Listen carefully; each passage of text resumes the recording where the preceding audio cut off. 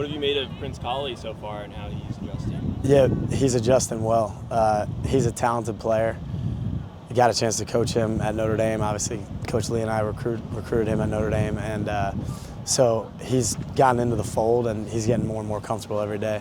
Our defense, the style of our defense, especially the second level, can be, it's all about structure, and there can be some complexities, and there's some development that's required to be a master. So he's, along the progression line on that journey. But when he knows what he's doing and he's confident, he's a really good player. So I'm looking forward to, helping him on his journey and continuing to improve there. When a transfer comes in June, how does that help him that the coaches already know him as a player pretty well and he knows you guys and has trust in you guys from Notre Dame? Yeah, I think it helps a lot. We have that, relationship and that foundation. And then I think, I don't want to speak for Prince, but one of the things that's great about Vanderbilt and about our football program is the culture here is so strong, and true brotherhood is one of our covenants, and I think Prince felt surrounded really early on and has been able to build relationships with the players fast, which I think maybe that even surprised him, and obviously that helps a lot too. And then knowing the coaching styles, knowing that we want nothing more than all of our players to succeed on this journey, and obviously Prince being part of the family now, that's no different. So it's exciting to see him gel with the rest of the group. How do you split reps between Ethan Moore and Langston Patterson? Because they do very different things, but I think they're playing the same spot. They both have done enough either in practice or in games to earn playing time. How do those roles change? Does that change maybe based on the situation who's on the field? Yeah, a little bit. I would say right now, until the first scrimmage is over, the depth chart is very fluid. So I love this part of camp because a lot of guys are getting a lot of reps. So you're able to evaluate guys in a bunch of different situations. So, Langston and Ethan, and all the other Mikes, like they're competing right now for playing time and for roles. And, we like to say that there's competition, but that competition, it starts with yourself, so it's all about looking in the mirror and making sure that you can improve as a player. If you're always looking to the right and to the left or above you or below you on the depth chart, that doesn't do you any good. So, and in that room, it's iron sharpens iron. So, the competitors will make other great competitors with the guys that are below them and above them.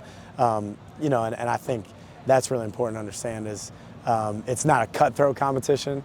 It's a competition where, high tide raises all boats. So those two guys will continue, to get a bunch of reps. And I think, after the first scrimmage and then after the second scrimmage, it might be a little bit more settled. But certainly, you guys know throughout the season, that stuff can be fluid, and I want to get both of those guys on the field a lot this year. They both have earned it. I noticed during practice you're pretty active. Last week saw you sweating through your sweat. Yeah, so, yeah. I mean, do you think that helps the players, especially some of the younger coaches too, that you will get after it and you will, sweat your butt off just like everybody else? Yeah, I hope so. I mean, I was a walk-on, so like I needed to battle and scrap and grind just for people to know my name and just to get reps. So I think I've kind of taken that mentality into coaching. And then the other thing is I just believe that the most powerful form of leadership is leadership by example. So if we expect our players to play with total effort and to play with great effort, then the coaches have to have great effort too. And I always thought that I'd be contradicting myself and a little bit of a hypocrite if I couldn't have the same energy that the players. We ask the players to do so much. These guys grind so much, and it's like, if I can't do those same things, or at least try to do those same things, then it's kind of hypocritical. So I want to be in it with the guys, and I think, for sure that helps, that know that I'm in the fight with them.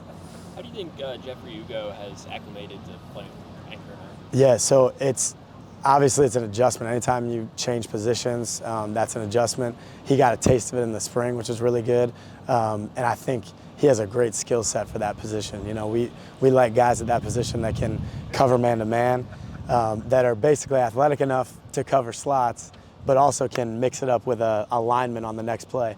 And he has a really diverse skill set there, and that's why we want him there. I think just like with any position change, you can go through growing pains, but there's been glimpses of him being able to execute at a high level, and when he does, he's a physical player. He plays with passion. It's just a matter of his development, understanding what he has to do, on each play, whether it's setting edges or whether it's, contained blitzing, those types of things that he's shown that he can do, but it's a matter of doing it more consistently at this point. You've got Bryce Cowan listed as a linebacker, yeah. More of an anchor at this point. So Bryce can play both. So he's been repping at anchor and at will. The great thing about Bryce and his athleticism, Bryce really improved by the end of spring. You guys probably saw it in the spring game. He was running around, and Bryce is, because of his frame and his athleticism, that allows him to play multiple positions. So he's long, he's fast, he's physical, and his body has improved a lot since he's gotten here, and that's a testament, to the strength staff, nutrition, and Bryce himself, who he's done a lot of hard things since he's been here, and he's been able to adjust not only to the on-the-field stuff, but the off-the-field stuff. So that's allowed him also to be able to retain a lot of information and to be able to play multiple positions. I think, Bryce has a really high upside, and I'm excited to see how he progresses. It's kind of like at this point, let's get our best players on the field, and if we're, log jam at a certain position, well, let's try to, maybe shift and put another guy at a position that can make some impact on the field. So Bryce definitely has a skill set for those positions, both those positions. You mentioned getting your best guys on the field. Something that's a little hard for us to tell. Seems like you've got a pretty good competition there. Is that fair? Yeah. Fortunate because I feel really confident in all, really 12 of our linebackers from anchor, Mike, Will. We have a lot of depth there, and I trust that, really 1 through 12 could go out on the field and function.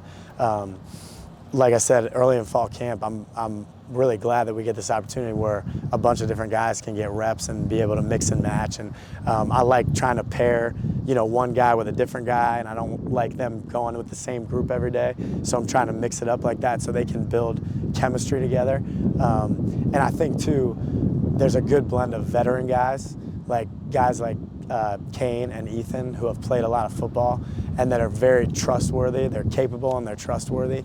And they're also playmakers as well.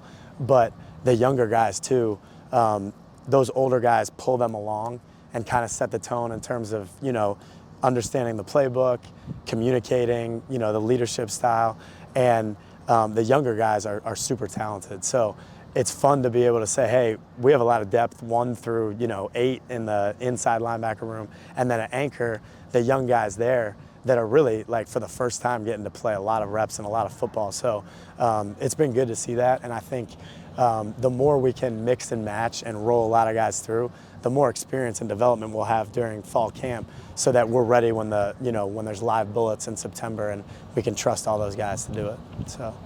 Truesdale just working on some soft tissue stuff. Yeah. There's he's coming off something in the summer that he sustained at the end of the summer, and he has worked. He was beat up a little bit in the spring, and he's worked his butt off to get back into a condition to play, and then had a little bit of an aggravation going into camp. So I know this about him, like he's on fire to get back on the field, in 100% capacity, and I know that he's doing whatever he can, to do that. And obviously that's another guy that, once he's back, he'll add into the depth.